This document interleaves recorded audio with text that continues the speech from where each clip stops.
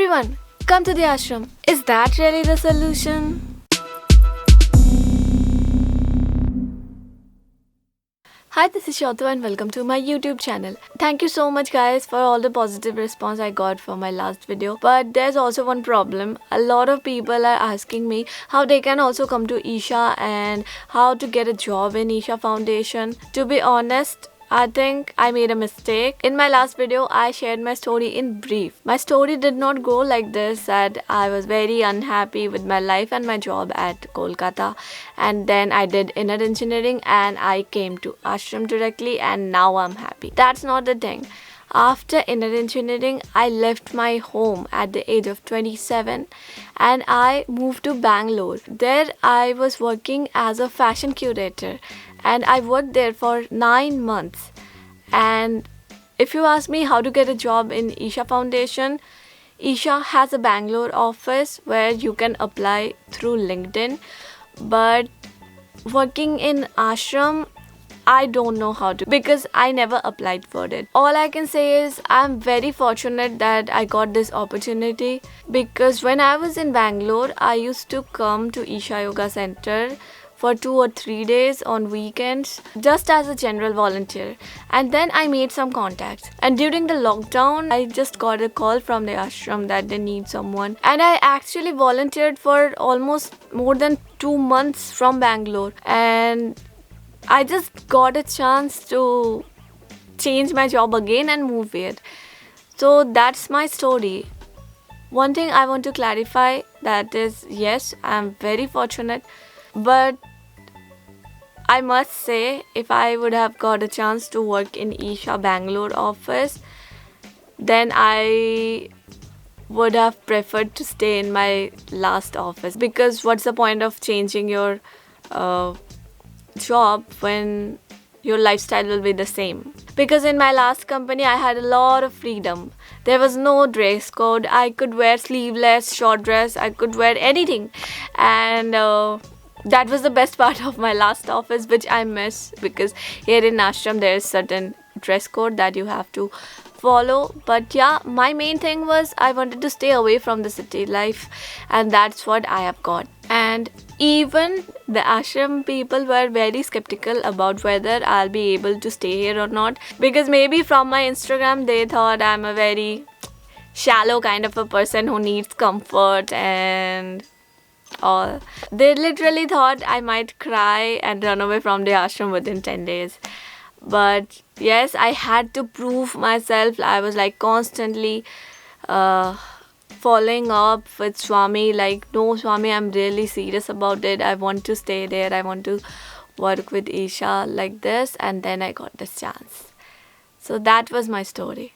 If you're going through really tough time in your life, inner engineering will definitely help you to cope with that. But it's not like Sadhguru will come to your life and solve your problems. Because through meditation and sadhana, what I have realized is I was the creator of all my problems. So I was the only one to solve those too. And the solution is not like everyone come to the ashram and your problem will be solved. Our aim should be how to make the outside world like an ashram. Just like Sadhguru says, people doing Shambhavi Mahamudra are like a little temple themselves. Wherever you go, make sure you spread positivity around you, and that should be your goal. You should not be bothered by the negative surrounding. You should have the power to change your surrounding to a positive place. But yes, of course, all the Isha meditators are not like same. Everyone has their own struggle and story. Some are still struggling to find themselves. There are many aspects of it, like Bhakti Yoga, Karma Yoga, Kriya Yoga, and Yogasanas, of course. Bhakti is definitely a very important part for liberation. But if you take Bhakti Yoga to a whole new level and make Sadhguru your God and start losing your mind, getting offended in every single step just by listening to a Sadhguru joke or something, then I have nothing to say but this. कि भक्ति और पागलपन में अधिक अंतर नहीं होता. सांसारिक दृष्टि से देखो तो भक्त पागल ही जैसा दिखाई देता है. And there are people in the ashram who has done all the yoga programs and all the advanced programs also. I haven't learned the proper yogasanas yet. I don't know if I'll go for it or not, but yeah, they ridicule me for doing nothing. because I only do Shambhavi regularly.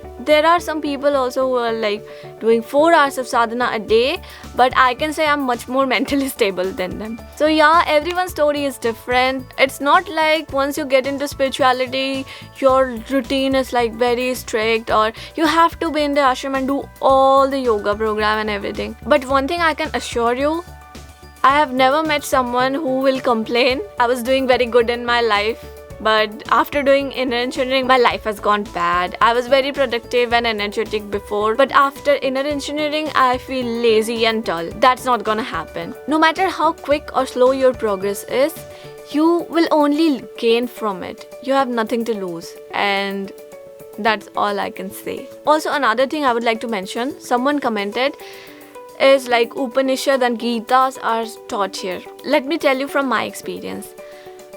When I started to get into Upanishad and Gita, it was like I could not understand anything. If you try to understand Upanishad and Gita from zero, it will go from over your head.